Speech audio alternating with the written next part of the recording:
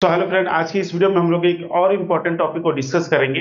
आज की इस वीडियो में हम लोग जानेंगे कि कोल हैंडलिंग प्लांट में जो कन्वेयर बेल्ट होते हैं उसमें क्या क्या सेफ्टी और प्रोटेक्शन सिस्टम या डिवाइस जो है वो लगा रहता है। ठीक है, सभी डिवाइस जो इम्पोर्टेंट डिवाइस लगे होते हैं उसके बारे में हम लोग देखेंगे और इसका क्या पर्पज होता है, क्या काम होता है, उसको भी हम लोग डिस्कस करेंगे। तो चलिए वीडियो को करते हैं start. Safety and protection system in conveyor belt. तो जो पावर प्लांट में आपने सीएचपी जो देखा होगा, तो सीएचपी में आपको देखेंगे कि कई लाइन जो होते हैं वो कन्वेयर बेल्ट के होते हैं। ठीक है, काफी ज्यादा एरिया में जो होता है वो कन्वेयर बेल्ट जो है वो फैला होता है। तो उस कन्वेयर बेल्ट में क्या सेफ्टी और क्या प्रोटेक्शन सिस्टम लगा होता है उसको हम लोग यहाँ पे डिस्कस करेंगे। ओके, तो देखिए सीएचपी जो होता है यानी कि कोल हैंडलिंग प्लांट जो होता है वो पावर प्लांट का बैकबोन कहा जाता है और सीएचपी का जो बैकबोन होता है वो कन्वेयर बेल्ट होता है। ठीक है, यानी कन्वेयर बेल्ट की मदद से जो हमारा फ्यूल होता है वो एक स्थान से लेकर दूसरे स्थान तक यानी कि कोल यार्ड से लेकर बॉयलर के बंकर तक पहुंचता है। ओके, तो ये जो कन्वेयर बेल्ट होता है वो काफी ज्यादा एरिया में फैला होता है और इसको कंटिन्यूअस बेसिस पे हम लोग मैनुअल जो है वो मॉनिटरिंग करना मुश्किल होता है। ओके, तो इसलिए यहाँ पर कुछ सेफ्टी और प्रोटेक्शन डिवाइस देना जरूरी होता है ताकि कोई भी एक्सीडेंट ना हो, हमारे फ्यूल का लॉसेस ना हो, कोई फायर एक्सीडेंट ना हो जाए, बेल्ट का डैमेज ना हो जाए, पुली का डैमेज ना हो। तो यही चीजों को प्रिवेंट करने के लिए यहाँ पर कुछ सेफ्टी और प्रोटेक्शन डिवाइस लगे होते हैं। ओके, तो उसी चीज को कहा जाता है safety and protection system in conveyor belt, जिसका पर्पज होता है to prevent coal spillage, fire, belt damage और एक्सीडेंट। ओके, इस सभी को प्रिवेंट करने के लिए इसका पर्पज होता है। ओके, अब कौन कौन सा सेफ्टी डिवाइस होता है उसको हम लोग एक एक करके देख लेते हैं। तो कन्वेयर बेल्ट में जो सबसे इंपॉर्टेंट चीज आता है वो है पुल कोड स्विच। ठीक है, तो पुल कोड स्विच जो होता है जैसे कि आपको ये डायग्राम में दिख रहा है, ये एक तरह का स्विच होता है और लंबा वायर जो होता है वो जुड़ा रहता है। ये पूरे आपका बेल्ट में वन साइड या दोनों साइड जो होते हैं वो लगे होते हैं।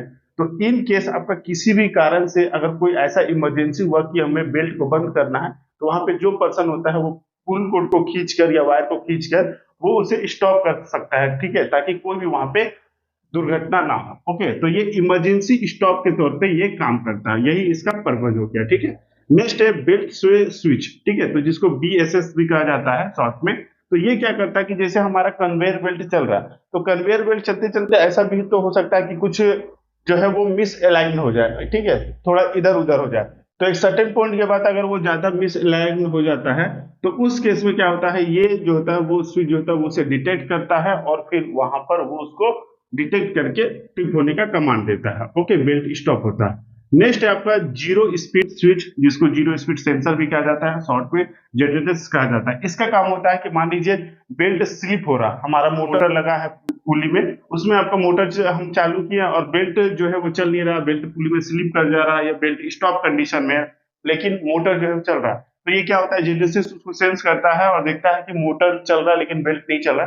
तो ये उस केस में क्या होता है, उसको स्टॉप होने का कमांड देता है ताकि हमारा बेल्ट जो है वो सेफ रहे। ओके, नेक्स्ट है बेल्ट टीयर डिटेक्टर। तो ये बेल्ट में कितना टीयरिंग हुआ है या कितना डैमेज हुआ है उसको डिटेक्ट करने का काम करता है ताकि बेल्ट जो है वो फर्दर हमारा जो है वो डैमेज ना हो और हमारा मटेरियल फॉल ना हो। ओके, तो ये इसका काम हो गया।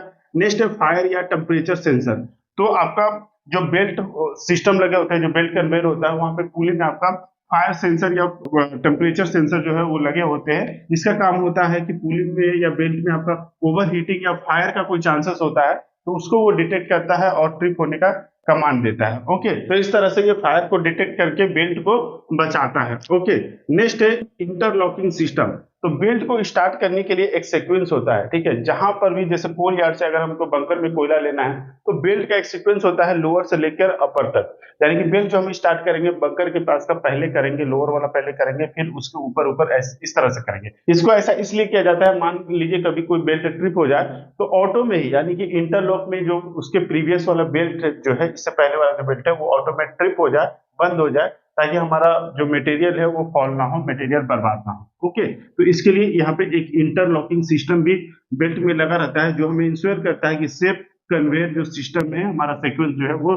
चल रहा। ओके, नेक्स्ट आपका एक लगा रहता है सिस्टम डस्ट सप्रेशन सिस्टम। ठीक है, तो ये डस्ट इमिशन को कंट्रोल करने के लिए लगा रहता है। ठीक है, जैसे आपका बैक फिल्टर लगे होते हैं, ठीक है, आपका वाटर स्प्रेइंग सिस्टम लगा रहता है ताकि डस्ट का इमिशन जो है वो कम से कम हो। नेक्स्ट आपका जो लगा रहता है सिस्टम वो है मैग्नेटिक या मेटल डिटेक्टर। तो ये कोयले में या फ्यूल में जो मेटेलिक या मैग्नेटिक जो पार्टिकल आते हैं उसको वो अवॉइड करता है, ठीक है, ताकि हमारा जो सीएचपी में जो क्रशर लगा हुआ है वो डैमेज होने से बचे। तो इसका ये पर्पज होता है। नेक्स्ट आपका कंट्रोल मॉनिटरिंग सिस्टम। तो आपका एक सेंट्रलाइज लेवल पे जो डीसीएस या पीएलसी होता है वहां पे सेंट्रलाइज लेवल पे हमें सुपरविजन करने के लिए एक मॉनिटरिंग सिस्टम जो है वो भी प्रोवाइड किया जाता है कि इन केस अगर कहीं पर भी कोई प्रॉब्लम होता है तो वहां पे दिख जाएगा, अलार्म आ जाएगा और उसके हिसाब से जो है वहां पे एक्शन लिया जाता है, ठीक है। तो यही हो गया कुछ important safety and protection system in conveyor belt. बाकी कमेंट बॉक्स में बताइएगा कि आपके यहाँ इनमें से कौन कौन सा जो सेफ्टी डिवाइस जो है वो